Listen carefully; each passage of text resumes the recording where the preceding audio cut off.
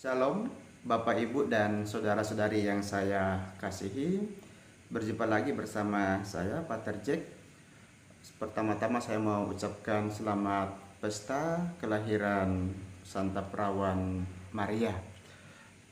Kita berharap bahwa dengan kelahiran Santa Perawan Maria dan teladan iman yang ditunjukkan selama hidupnya itu juga bisa merasuk dalam kehidupan dan pribadi kita masing-masing, agar makin banyak jiwa-jiwa yang karena peran Bunda Maria bisa terselamatkan, dan juga makin banyak hal-hal baik yang dapat kita lakukan dalam kehidupan kita ini sebagai orang beriman. Nah, kali ini saya mau berbagi permenungan dari Matius bab 1 ayat 1 sampai 16 yang dilanjutkan ayat 18 sampai 23. Ya, seperti biasa saya tidak perlu lagi membaca bagaimana kisah itu. Saya harap bahwa Bapak, Ibu di rumah, saudara-saudari sudah membaca perikop ini. Nah, secara ringkas dijelaskan demikian di dalam Matius. Itu ada dua bagian dari perikop ini. Yang pertama itu mengungkap silsilah Yesus Kristus, dan yang kedua itu mengungkap peristiwa kelahiran Yesus Kristus yang kemudian ada pengalaman batin tersendiri yang dialami oleh ayah Yesus, yaitu Yusuf, ya, karena waktu itu dia mau meninggalkan Maria. Nah, tetapi kemudian ada pergolakan-pergolakan yang dialami itu akhirnya bisa terselesaikan karena campur tangan Allah dalam dia, dalam mimpi Yosef ini. Nah, pertanyaan yang perlu dijawab saat ini itu adalah mengapa mesti ada silsilah terkait dengan pesta yang kita rayakan hari ini, ya. Jangan lupa bahwa Bunda Maria itu adalah ibu biologis dari Yesus.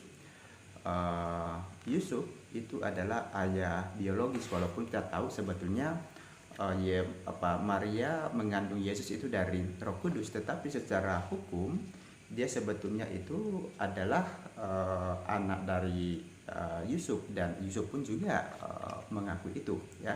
Sehingga dalam masyarakat Israel atau masyarakat Yahudi, kedudukan Yesus itu sah sebagai anak dari Santo Yosef.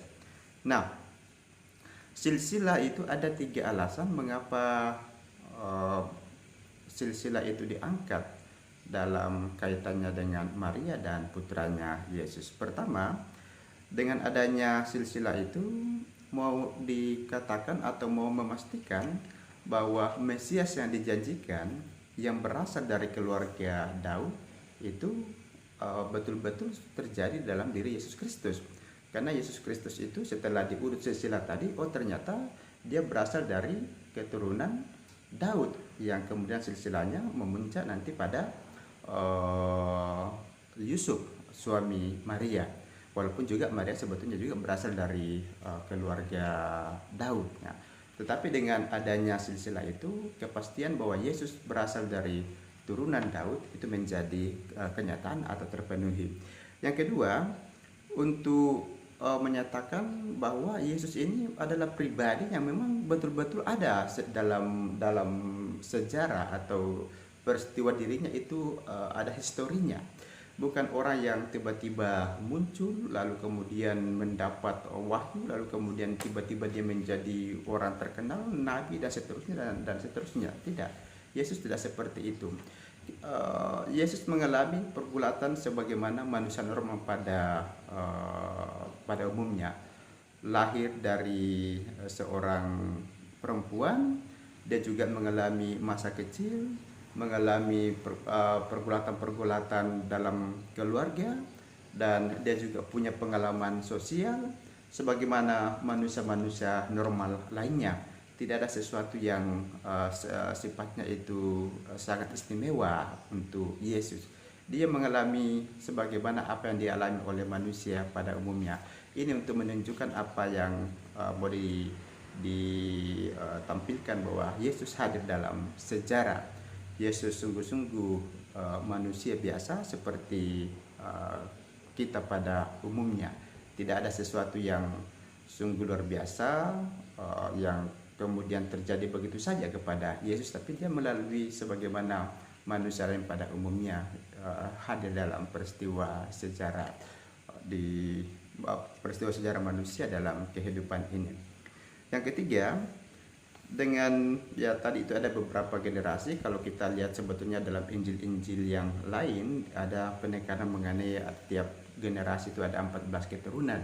Sebetulnya kata penyebutan 14 keturunan itu mau menegaskan beberapa hal, yang diantaranya itu mengatakan bahwa Allah itu terus dari zaman dahulu sampai sekarang terus mendampingi manusia dari generasi ke generasi. Allah tidak meninggalkan umatnya, dia tetap mendampingi bahkan sampai sekarang. Dan kedua, mau mengatakan bahwa Allah sebetulnya yang merancang keselamatan itu sudah terjadi juga dari periode dahulu kala dan berlangsung sampai sekarang dengan cara yang sangat unik. Maka kata 14 itu sebetulnya menunjukkan suatu kontinuitas dan suatu bentuk ketetapan atau kedisiplinan yang sebetulnya Tuhan nyatakan di dalam kehidupan kita, ya. Nah, yang menjadi menarik ketika kita mengamati silsilah itu, ternyata bahwa pada silsilah Yesus Kristus itu juga orang-orang yang ditonjolkan di sana bukanlah orang-orang yang sempurna, orang-orang yang punya pengalaman yang luar biasa, orang-orang yang punya jabatan atau dianggap di atas rata-rata dari manusia pada umumnya. Tidak, mereka rupanya orang-orang yang biasa, ya. Ada pengalaman jatuh bangun, ada yang baik, ya, tentu juga ada yang baik di sana, tapi ada juga pribadi-pribadi yang punya masa lalu yang kelam. Ada pribadi-pribadi yang cemerlang, tapi juga ada pribadi-pribadi yang yang jahat juga di sana. Nah, tetapi dengan silsilah ini mengatakan bahwa ya Yesus atau karya penyelamatan Allah kepada manusia itu tidak bisa dibatasi oleh kelemahan-kelemahan manusiawi kita, tidak bisa dibatasi oleh kejatuhan kita, tidak bisa dibatasi oleh dosa yang kita buat, dan tidak bisa dibatasi oleh apapun dari faktor-faktor manusiawi kita. Karena keselamatan Allah itu berjalan dalam kasih, dan kasih Allah lebih besar untuk menyatakannya itu dalam kehidupan manusia. Kita lihat dari silsilah itu ada orang-orang yang cemerlang dalam iman, bisa disebut sebagai pahlawan iman. Itu ada Abraham, ada Ishak, ada Yakub, ada Rut, dan ada Daud.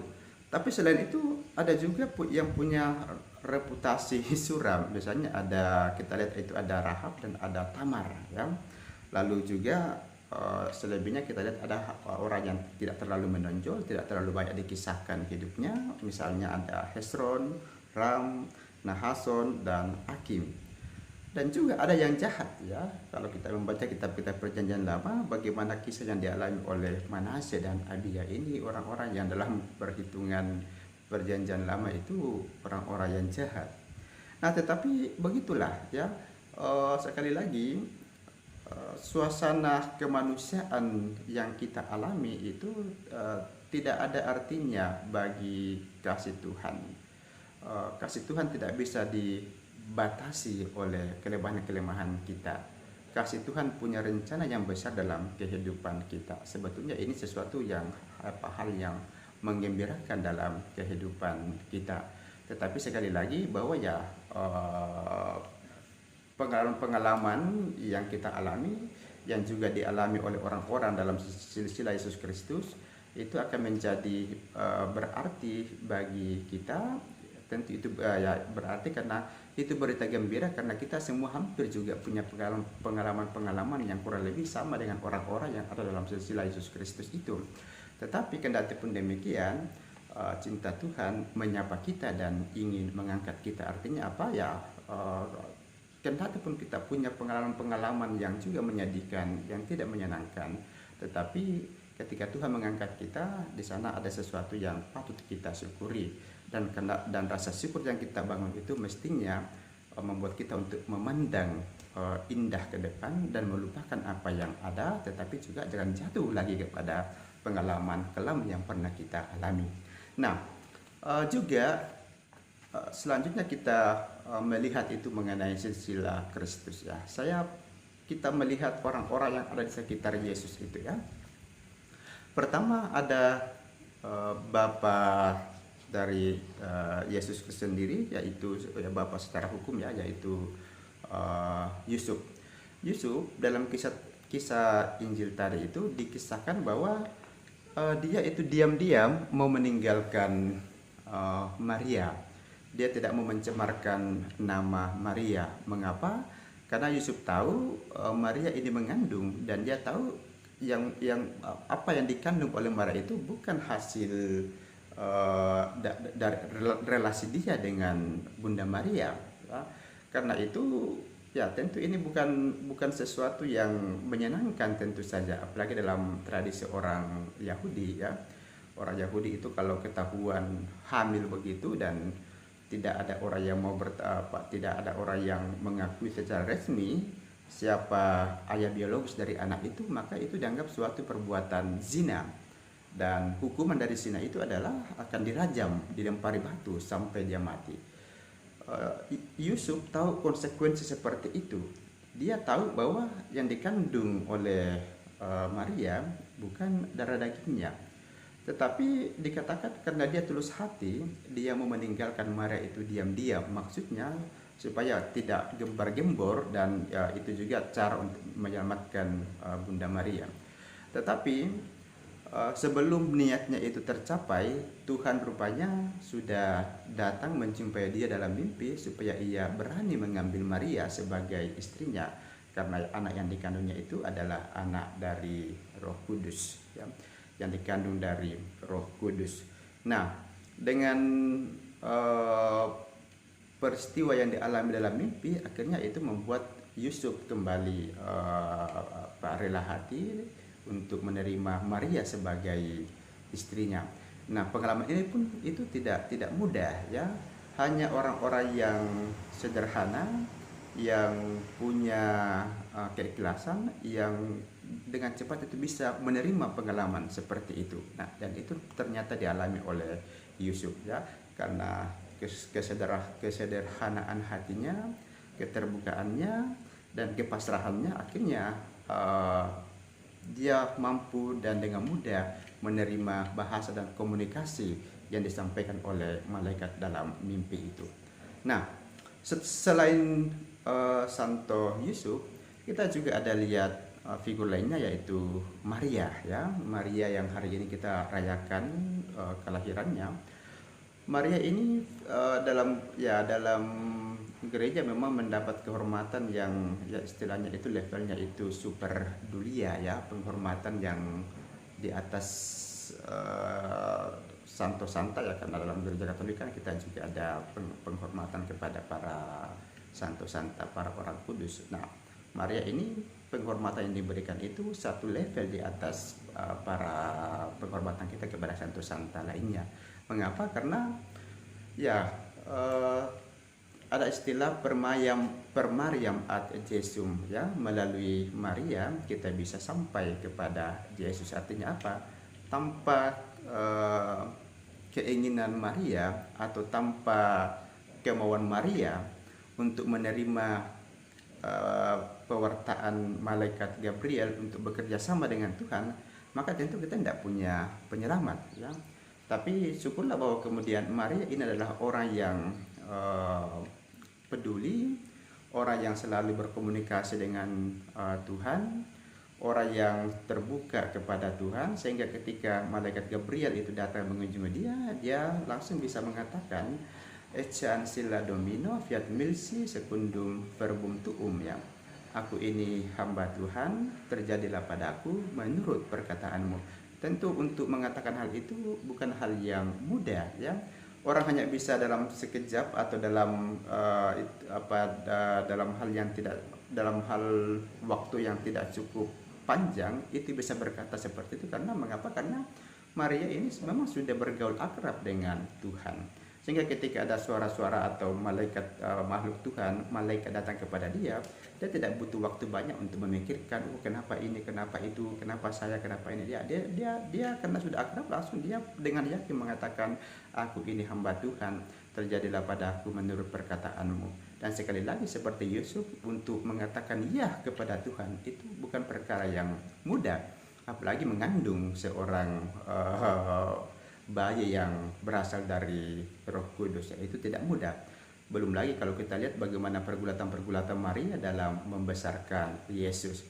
Dan yang lebih cukup sangat menjadikan itu adalah ketika Yesus menemani ketika Maria menemani Yesus dalam peristiwa salib yang dialaminya, di mana dia harus melihat semua peristiwa-peristiwa salib yang dialami oleh Yesus, diludahi, disiksa, dicambuk, memanggul salib yang berat, ditendang, diolok-olok dan seterusnya. Seorang ibu itu tidak akan tahan melihat anaknya dibuat seperti itu.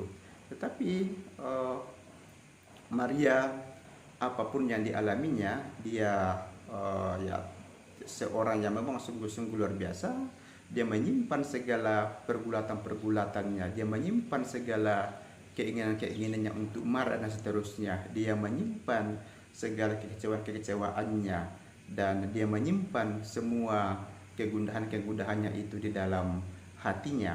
Mengapa dia mampu menyimpan semuanya itu? Karena dia yakin bahwa Tuhan akan membantu. Kalau Tuhan yang memulai, tentu Tuhan juga yang akan mengakhiri. Inilah saya kira keimanan Maria yang kemudian dianggap sebagai sesuatu yang luar biasa, sehingga Gereja Katolik menaruh hormat kepada Bunda Maria. Nah, selain Maria, kita juga bisa melihat para gembala sekitar Yesus ya.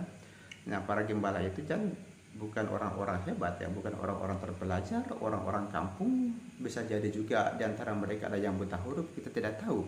Tetapi kemudian mereka lah yang pertama-tama mendapat warta gembira ketika Yesus itu lahir ke dunia. Mengapa? Karena kesederhanaan hati mereka.